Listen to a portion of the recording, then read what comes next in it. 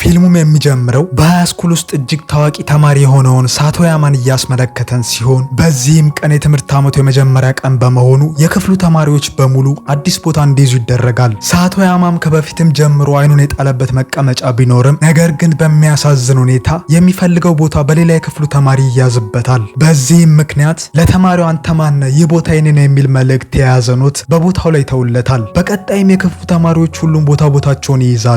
ሌላኛዋ ዋና ገጽ ባህሪያችን የሆነችው ኖዞሚ ሳቶያማ ይፈልገው የነበረው ወንበር ጋር በመሄድ ከተቀመጠች በኋላ ቀደም ሲል ሳቶያማ በዚያ ያስቀመጠውን ኖት አንስታ በኪሷ ውስጥ ከተዋለች። ከትምህርት በኋላም ኖዞሚ በትርፍ ጊዜያቸው ወደሚዝናኑበትና ሙዚቃ ወደሚጫወቱበት ክፍል ታመራለች።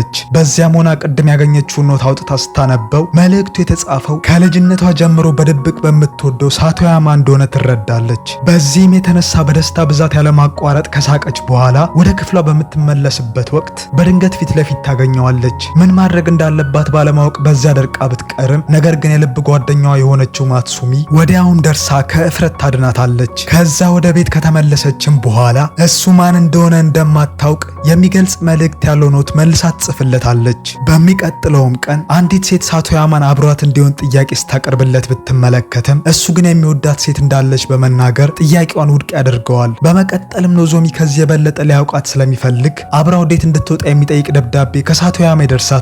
ይህንንም ስትመለከት በደስታ እያበደች ወደ ብሮድካስት ክፍሉ ታመራለች። ልክ እንደወጣችም ወደ ክፍሉ የመጣው ሳቶያማ ከሚወደውና ደብዳቤዎችን ከሚያስቀምጥበት ወንበር ፊት ለፊት ማትሱሚን ቆማ በመመልከቱ ምናልባትም እስካሁን ድረስ በድብቅ እያወራት የነበረችው ሴት እሷ እንደሆነች ያስባል። ቀናቶች ባለፉን ቁጥር ኖዞሚና ሳቶያማ በደብዳቤ ብቻ መግባባታቸውን ይቀጥላሉ። ከዕለታትም በአንድ ቀን ሳቶያማ ከዚህ በኋላ ንግግራቸውን በአንድ የትምህርት ቤቱ ሳጥን ውስጥ በሚያስቀምጡበት ድብቅ ዲያሪ እንዲሆን ይጠይቃታል። እሷም በዚያ ሀሳብ በደስታ ብትስማማም ነገር ግን ዲያሪው እንደገለጠችው የማትሱሚ ስም ተጽፎበት ትመለከታለች። በዚህም ለምን በማትሱሚ ስም ሊጠራት እንደቻለ ግራ ከተጋባች በኋላ ምናልባትም እስከዛሬ ድረስ እሷ ሳትሆን ማትሱሚ እያወራችው እንደሆነ አስቦ ሊሆን እንደሚችል ትረዳለች። ከዛ በዚያን ቀን ወደ ቤቷ ስትመለስ እሷና ጓደኛዋ እንደተምታቱበትና እሷ ማትሱሚ እንዳልሆነች ትጽፍለታለች።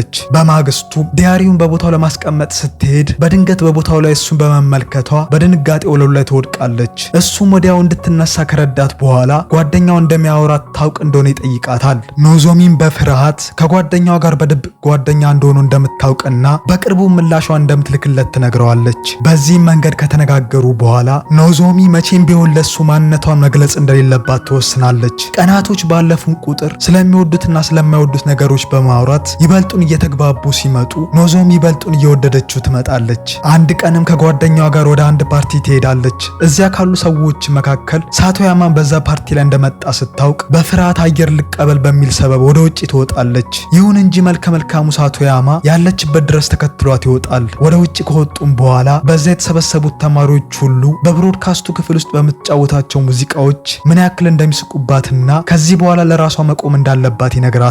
በዚያን ጊዜም የኖዞሚ ጓደኞች ከፓርቲው መውጣትና መሄድ እንዳለባቸው ቢነግሯትም እሱም ሊሄድ እንደሆነ ነግሯት አብረው መጓዝ ይጀምራሉ። በመንገዳቸው ላይም ለምን እንደዚህ በቀስታ እንደምትራመድ ሲጠይቃት እሷም ምናልባት እግሮቿ ትናንሽ ስለሆኑ ሊሆን እንደሚችል በመናገር በቀልድ ትመልስለታለች።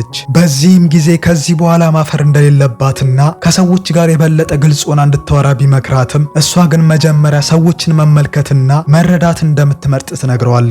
የበለጠ በወሩም ቁጥር ጉንጯን ለቀልድ ከቆነጠጣት በኋላ ታናሽ እህቱም ላይ እንዲህ እንደሚያደርግ ይነግራታል። ከዛ በኋላ ወላጆቹ በልጅነቱ በማለፋቸውም ምክንያት በሴት አያቱ እንዳደገ ካጫወታት በኋላ አሁን ግን አያቱ በመታመማቸው ምክንያት ሁሉንም ነገር እንዴት አድርጎ ብቻውን ሊያስኬድ እንደሚችል እንደጨነቀው ይነግራታል። ይሁን እንጂ ይሄ እንደማያቅተውና ሁሉንም ነገር እንደሚያስተካክል ስትነግረው ሳቶያማን በግርምት ለደቂቃዎች ያክል ትኩር ብሎ ይመለከታታል። በዚያን ምሽት ላይም ኖዞሚ ወደ ቤቷ ስትመለስ ልክ እሱ እንዳደረጋት በደስታ ጉንጮቿን መቆንጠጥ ትጀምራለች። ከቀናት በኋላ ኖዞሚና ጓደኞቿ የመዝናኛ ፓርኩን ለመጎብኘት ይወስናሉ። ቀድማ ከደረሰች በኋላም የመጣው ሳቶያማ በውጭ ልብሶች ልዩ እንደሆነችና የበለጠ እንደምታምር ይነግራታል።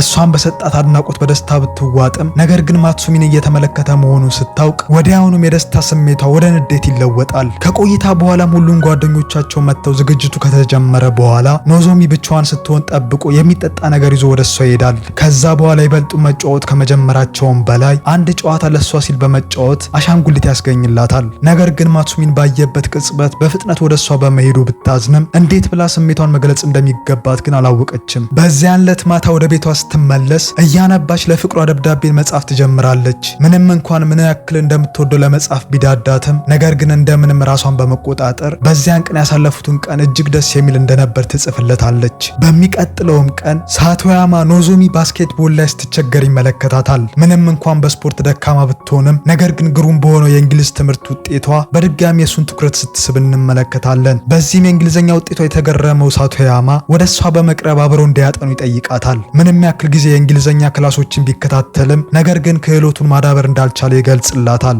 ኖዞሚም እንድታስጠና የቀረበላትን ጥያቄ በደስታ ከተቀበለች በኋላ የግል ሞባይል ቁጥሩን ይሰጣታል። በዚያን ቀን ላይ የሰጣትን ሞባይል ቁጥር በመጠቀም ለእንግሊዝኛ ትምህርቱ ክፍት እንደሆነች ስትጽፍለት የእንግሊዝኛ ክህሎቱን ለማሻሻል የጓጓው ሳቶያማም ያለምንም ማንገራገር ሊያገኛት ይስማማል። ወደ ቤቱ ከወሰዳትም በኋላ ታናሽ እህቱና ሴት አያቱ ፍቅረኛውን ይዞ እንደመጣ በማሰብ የኖዞሚን ውበት ማድነቅ ይጀምራሉ።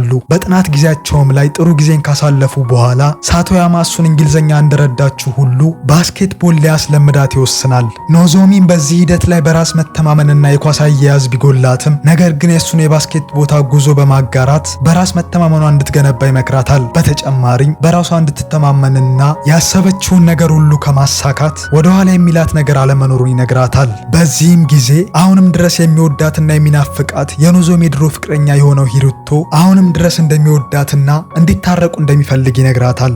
አንድ ቀንም ወደ እሷ በመምጣት ከሳቶያማ ጋር ስላላቸው ግንኙነት ይጠይቃታል። በዚህም ጥያቄው የተናደደችው ኖዞሚ ራሷን በመቆጣጠር ንጹህ ጓደኞች ብቻ እንደሆኑ ትነግረዋለች። በተመሳሳይ ሰዓትም የእንግሊዝኛ ውጤቱ እንዳሻሻለ ለመንገር ኖዞሚን ሲያፈላልጋት የነበረው ሳቶያማ ከድሮ ፍቅረኛዋ ጋር መሆኗን ሲመለከት ንግግራቸውን ሊሰማ የሚችልበት ቦታ ይደበቃል። ሂሩቶ ድጋሚ አብረው እንድትሆን ሲጠይቃትም ሳቶያማ በብስጭት ምላሿን ሳይጠብቅ ጥሏቸው ይሄዳል። በዚያን ቀን ምሽትም በእንግሊዝኛ ፈተናው ላይ ጥሩ ውጤት እንዲያመጣ ስለረዳችው ኖዞሚን ያመሰግናታል። እሷም አንድ ልትነግረው የምትፈልገው ነገር እንዳለና ነገ ሊያገኛት ፈቃደኛ መሆኑን ትጠይቀዋለች። በማግስቱም ኖዞሚ ከማትሱሚ ጋር በትንሽ ነገር ተጋጭታ ስሜቷ በመረበሹ ከሳቶያማ ጋር ወደ ትምህርት ቤቱ ቴራስ ትወጣለች። በዚያም ሳሉ ስለተፈጠረው ነገርና የእሷ ጥፋት እንዳልነበር ስትነግረው እሱም ችግሯን በመረዳት ከዚህ በኋላ ስሜቷን በግልጽ መናገር እንድትለምድ ይነግራታል። በህይወትም ውስጥ ከመጠራቀሙ በፊት ሀሳብን አውጥቶ የማስረዳትን ጥቅም ከነገራትም በኋላ ትንሽ እንዲለቃት ድምጿን ከፍ አድርጋ እንድትጮህ ይጠይቃታል። ኖዞሚ በመጀመሪያ ይህ የልጅ ተግባር እንደሆነ ብታሰብም ነገር ግን ከቆይታ በኋላ በሀሳቡ ተስማምታ አንድ ላይ መጮህ ይጀምራሉ። በክፍል ውስጥ ሳሉም ሳቶያማ ስለ ድሮ ፍቅረኛዋና አሁንም የወዳት እንደሆነ ይጠይቃታል። እሷም ግንኙነታቸው የጀመረው በተመሳሳይ መልኩ እንደነበርና ነገር ግን ምንም በማታውቀው ምክንያት እንዳቋረጠው ትነግረዋለች። በተጨማሪም አሁን አብሯት እንድትመለስ ቢጠይቃትም እሷ ግን ፍላጎት እንደሌላት ትነግረዋለች። እሱም ጊዜ ሳያጠፋ አሁን ለሌላ ሰው እድል ትሰጥ እንደሆነ ሲጠይቃት እሷም ያ ሰው ማን ሊሆን እንደሚችል ትጠይቀዋለች። እሱም እንደ ቀልድ ምናልባት እሱ ሊሆን እንደሚችል ሲነግራትም ኖዞሚም ልታስብበት እንደምትችል ትመልስለታለች። ወዲያውም ወደ እሷ በመቅረብ ድንገት ሲስማት ምን መመለስ እንዳለባት ያላወቀችው ኖዞሚ ፈዛ ትቀራለች። ይህንን የተረዳው ሳቶያማም እጇን በመያዝ የተለየ ስሜት እንዲሰማት ለማድረግ ቢሞክርም ነገር ግን በተፈጠረባት ስሜት የተረበሸችው ኖዞሚ ወዲያው ይቅርታ ጠይቀው ትሄዳለች። በኋላ ላይም የተፈጠረውን ነገር በማውጠንጠን ላይ ነበረችው ኖዞሚ የህይወት ዘመን ምኞታ የነበረ ወንድ እንደ ሳማት ማመን ያቅታታል። በዚያን ዕለትም የልብ ጓደኛዋ ከሆነችው ማትሱሚ ጋር ያለባቸውን ችግር ፈተው ዳግም ይታረቃሉ። በሚቀጥለውም ቀን በጠረጴዛው ላይ የፍቅር ደብዳቤዋን ካስቀመጠችለት በኋላ ወደ ብሮድካስቱ ክፍል በመሄድ የሚወደውን ሙዚቃ ትጫወትለታለች። ደብዳቤዋን እንዳገኘም ሳቶያማ በፍጥነት ወደ ስቱዲዮ ያመራል። ደብዳቤውም የሚናገረው ከዚህ በፊት በድብቅ ታናግረው የነበረችው ሴት እሷ መሆኗንና ለዓመታት ያክል በድብቅ ተወዶ እንደነበር በመሆኑ እንዳገኛትም ሳቶያማ እየቀለደች መሆኑን ይጠይቃታል። እሷ ግን እውነት እንደሆነ በመናገር ከልቧ ይቅርታ ትጠይቀዋለች። በዚህም ልቡ የተነካው ሳቶያማ እስከዛሬ ድረስ ባለማወቁ ይቅርታ ከጠየቃት በኋላ እስከዛሬ ድረስ ለእሷ ያለውን ስሜት መደበቅ እንዳልነበረበት እየነገራት ሳለ ሳታውቅ ማይክራፎኑን ታበራዋለች። በዚህም ምክንያት የፍቅር ታሪካቸው ለመላው ትምህርት ቤቱ ተማሪ ይፋ ይሆናል። ይህንንም ያላወቀው ሳቶያማ ለኖዞሚ ያለውን ፍቅር እዚያው ጋር ሲገልጽላት መላው ተማሪዎች መደሰት ይጀምራሉ። በኋላ ላይ ማይክራፎኑ መብራቱን ሲያውቅ እየሳቀ ካጠፋው በኋላ እሷን ለማየት ሲል ሰበብ እየፈለገ በክፍል ውስጥ ይቀመጥ እንደነበር ይነግራታል። ትምህርቱ ሊያሽቆለቁል የቻለውም ትኩረት ሁሉ በእሷ ላይ ስለነበር እንደሆነና የሳማትም ቀን ራሱን መቆጣጠር እንዳልቻለች ጭምር ይገልጽላታል። እስከ ዛሬ ድረስ በድብቅ ያወራት የነበረችው ልጅ ራሷ እንደሆነች ለማመን ጊዜ እንዳልፈጀበትና ለረጅም ጊዜ ያክል እንደሚያውቃት እንደሚሰማው ሲነግራትም የራሷን ስሜት የመግለጽ ተራው የደረሳት ኖዞሚ ድምጿን ከፍ አድርጋ እሷም እንደምትወደው ትነግረዋለች። በመጨረሻም ፍቅራቸውን ተቃቅፈው በመሳሳም ከገለጹ በኋላ የህይወታቸውን አዲስ ምዕራፍ ሀ ብለው ለመጀመር ሲንደረደሩ እያሳየን ፊልሙ ይጠናቀቃል።